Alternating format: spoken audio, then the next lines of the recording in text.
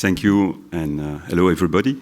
So indeed, my name is Thierry JOURQUIN, and I'm pleased to come with Cédric STAUMONT from the NMBS. So for those that don't know, this is the national railroad company, the Belgian railroad company, and I'm very proud to present together the way we're working, because this is the idea of the keynote. It's explain how we today we tackle with XR and AI business, and I think it's very, very important what that means. So just a few words about XRintelligence. So we exist as company in XR since 2008. So we have already a lot of use case development, prototyping, collaboration, sales, marketing, training, and maintenance features. So let's say that we use it on a daily basis. So we understand that is now the new ambient.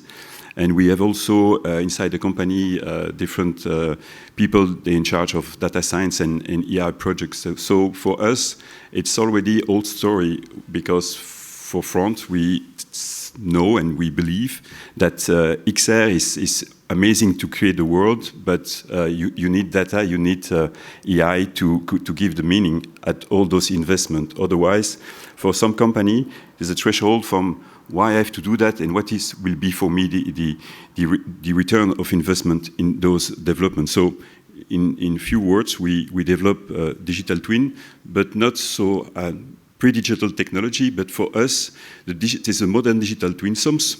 We have a lack of words, because we use words that everybody can know, but sometimes we have to reinvent the word, so we think about spatial twin, but it already exists. But anyway, the idea is that today we combine as DNA, XR, and artificial intelligence. The second point for me also, and I'm very happy to share that with Cédric, is it's a traject. If we can do an analogy with Netflix, you're not going to sell the season 5 before to see the pilots.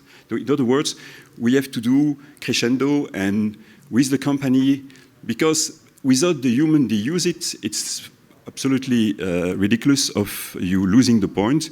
So we insist about the pathway from discover to prototype to deploy and scale. This is for us very, very important in the methodology. And here I'm very proud to explain what we do, because concrete, we focus on the market. We focus with the customer what we can bring and what we can solve to them.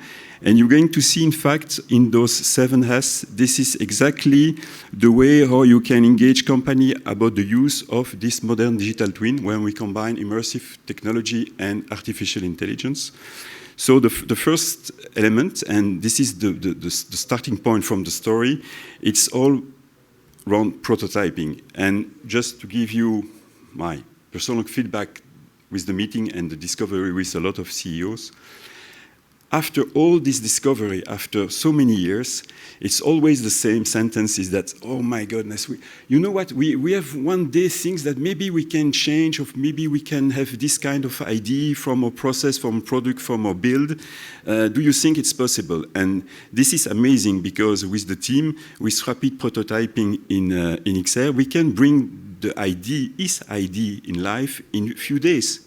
So you have not wait time to develop a difficult concept. You can bring and let the idea live. And this is very important, certainly in an age where today with artificial intelligence we speak about black box. It gives the idea how you can bring it live, to make it live. And this is the first step, the visualization. Then at XRintelligence, we develop also a lot of features in visualization with different programs as YOLO. And what is interesting, we use what we call virtual commissioning. For company, instead to deploy the things, we do that already in immersive content. So in other words, we are in Belgium, you fabricate praline and chocolates, and you want that in your production, your chocolate, your praline will be good. Instead to have people, they try to put that out the production, we install a system of vision, but not deploy it. Before to deploy, you can do and you can try it in immersive technology.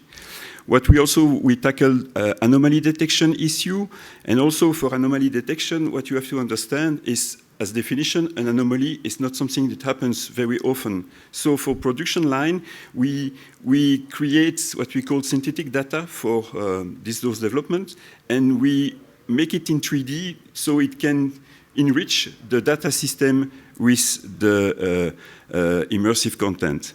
Then we're working for flow simulation. We also work for training. This is, of course, probably for you most obvious.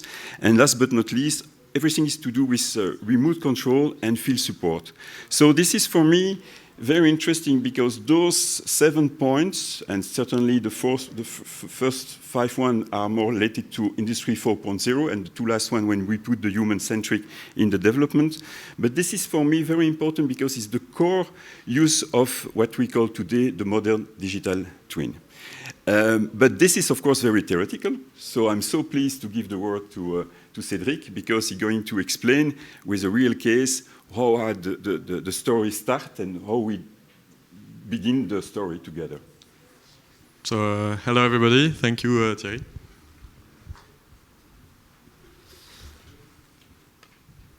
So the story started about 2 years ago. I just had joined the NMBS and had the opportunity to follow a little training over VR and what it could bring to industry. And I found it very interesting at that moment, and I tried a little bit to look around at NMBS, what was happening already in VR. Some things, not nothing, but it was very unstructured.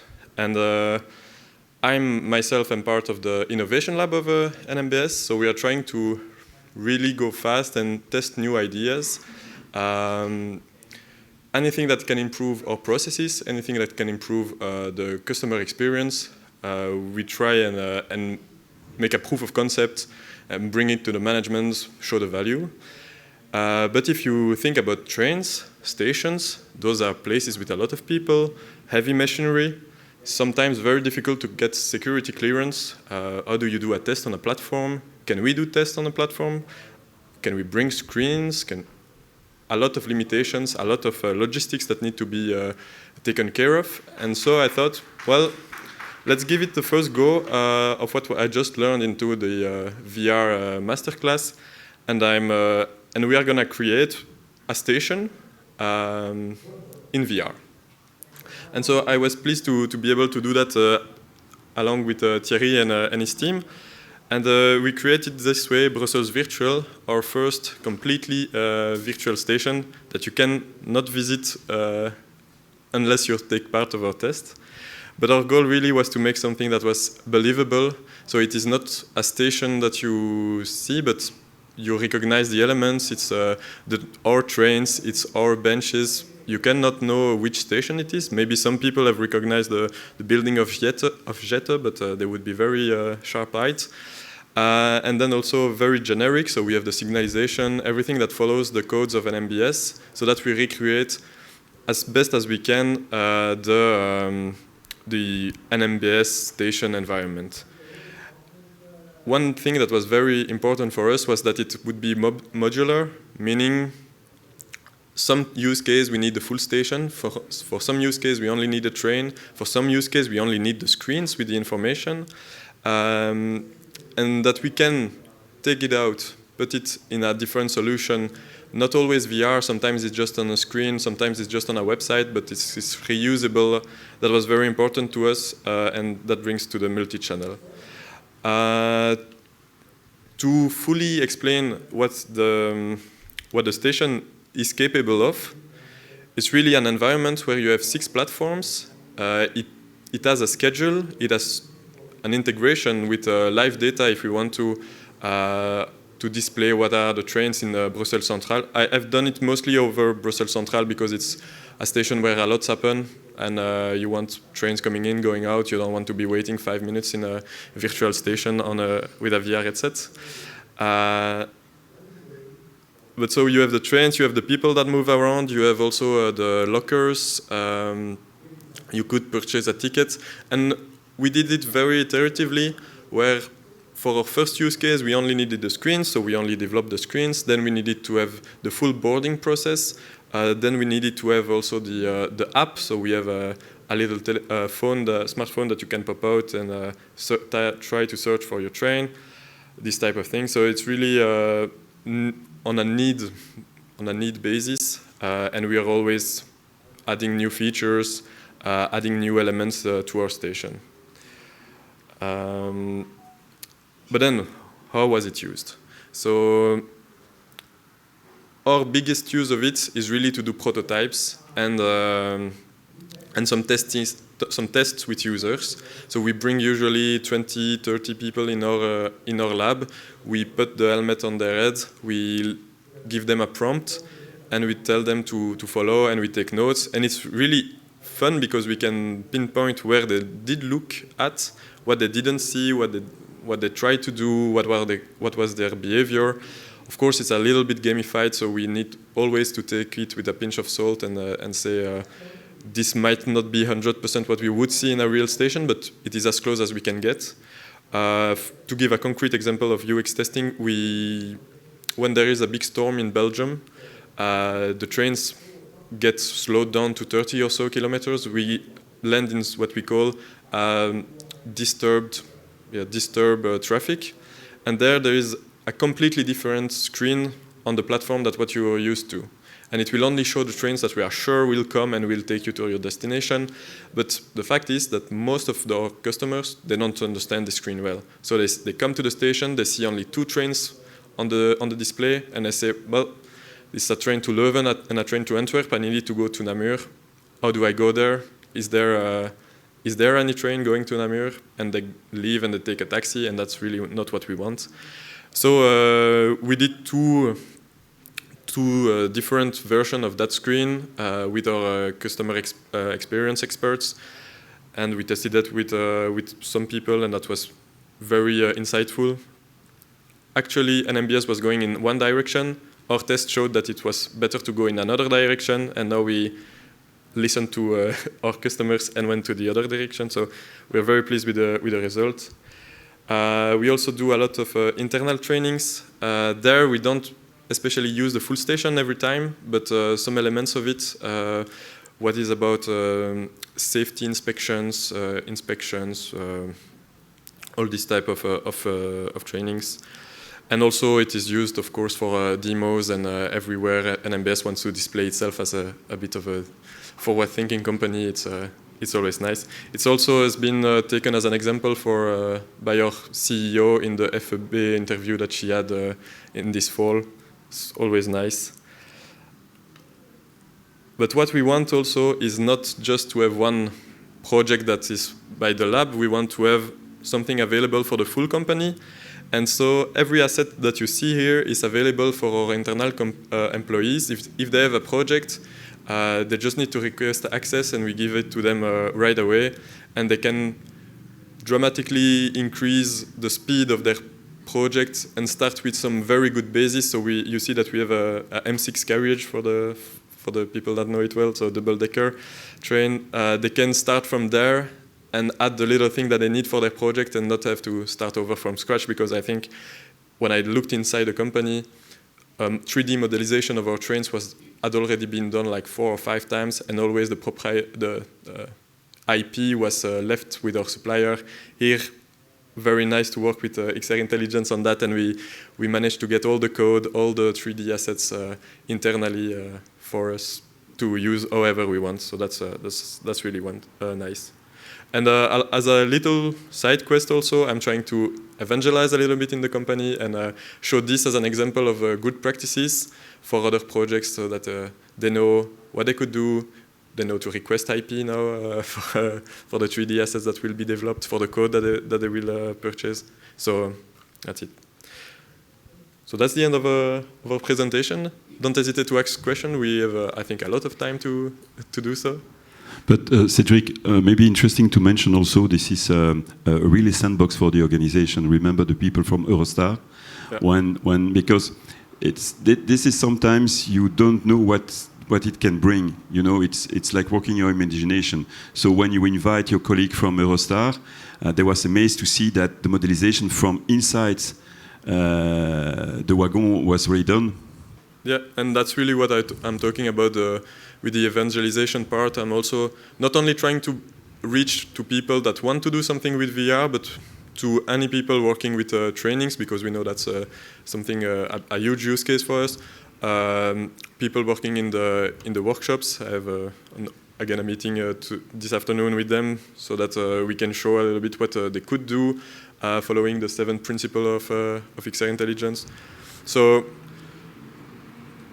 yeah, there is a lot that we can do with VR, and that is a lot that the people that could do something with VR don't know they could, and we're trying to bridge that gap as well. Yes, absolutely. Thank you, Cédric. If you have some question, yeah. How do you create the digital twin? Because that looks like a base for everything. How do you create the digital twin? Because that looks like a base for everything what you have creating in the VR environment. So this is really made with the 3D modelization in Blender and the game engine of Unity. Then some integration with the live data was made with some plugins I found on we found on an asset store. So really JSON based. And the magnific work of Rob. Rob is here, and he's in charge of the development. So it's his amazing job also. So technique and also the human aspects. Okay. And did you go there and click the real images and pictures and collect all the data and then did the 3D modeling of that? How was the process? No, so we had already a good basis of I don't know what it's called anymore, but for architectural projects, we already had the models, so that was, we could retake the geometry from there and then had to apply some texture. So yeah, we took some pictures, but it was not with our measuring tape and everything. We already had some sort of 3D models that could be reused, had to be tuned a lot. I think Rob did a lot of work on that to simplify models, make them work in VR, and create or find the correct textures to apply to those models. So no, we didn't really take the full carriage and scan it and create the 3D model from there. We already had some base material. Okay, sorry, one more question. So is this generally like, it lacks in a lot of investment because people try to see that a 3D model creation cost is like pretty high. So I was just curious for this particular one, I mean, what was the ballpark cost which was invested into this? It was, I'm not free really to share a lot of the financial details, but it was really, for an NMBS, the size of an NMBS, it was a really modest project, not costing a lot at all. Yeah, I think. No, and maybe also interesting to note the fact that we collect data, because in what you see, for example, with the arrival of the train, they are perfectly combined with the real data from the arrival. So the timetable of the train are real.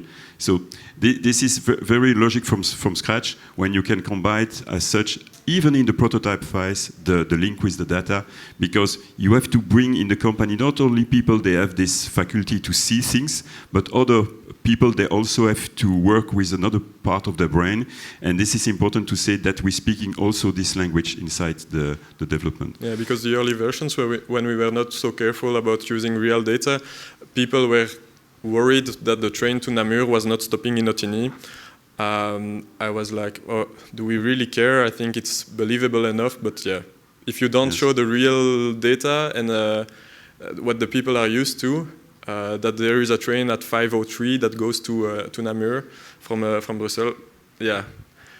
In the job, it's quite difficult. So integration with real data is quite important, and also what was nice in this project is that we are able to take the real data and then modify it so that we suit our use case, and we recreate, for instance, the situation with a huge storm going on in Belgium. How would that affect our trains? What would be the sort of delay that we can expect? And of course, that is not data that we have right now, but that's data we can infer from past events. A great presentation. I was wondering if you find a number of scenarios from hard skills to soft skills where you find the best ROI when using XR comparable to traditional training. So that's my first part of the question. And second, how did you embed AI, artificial intelligence, if at all, in the project? I don't know, for personalization or for human language interactions or any other ways. Thank you. So we see a lot more interest for soft skills training than for hard skills. But I think the best ROI will still be with the hard skills, especially where it requires heavy machinery, train being immobilized. Also, we talked about Eurostar. This is for the inspection of the safety inspection of Eurostar trains. This is a training where our agents have to take it with the 12 of them, and you have maybe been already in a Eurostar. It's not that big, and to be able to show to 10 or 20 people, this is where you need to look, just right here behind this chair, and then the last one says, yes, I know what you mean, but you're never sure that you really went there. So those are, I think, for the hard skill, the best return on investment, but we surely see a lot of interest for the soft skills, and there we see a good, a very strong synergy with AI. So we already have one proof of concept there with a customer that comes that is very angry at you, the security agent, and how do you de-escalate? And if you answer wrong, then the AI will continue escalating, and if you answer wrong, and it's really real time with the avatar of the person in front of you, so that's really interesting, and I think I see great promise in there, and but still to be seen what will happen, because it has not been industrialized yet. Hi. I have another question. Thank you for the insight. Nice presentation. I was wondering if you're also exploring other use cases, like, for example, maintenance, like these kind of processes, maybe going more towards augmented reality rather than virtual reality? Of course. And we have a lot of steps in our industrial process where our workers already have a phone that they need to take picture of stuff, or a tablet, and the tablet is equipped with a camera. We see a great promise there for streamlining also the inspection sides of things, because at the moment, depending on who was your mentor as a worker, you will pay attention to more. We see that some agents pay more attention to one specific thing, another agents pays more attention to another thing, and we want to streamline this so that we have the best streamlined process possible. So this is stuff that we are really looking into it now. I cannot promise this audience that it will go live at some point, but we're looking into it. Okay, thank you.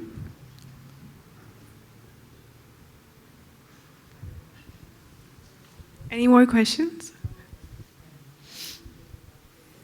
Thank you. So if you want information, we have a booth on the name of XR Wallonia, HITT.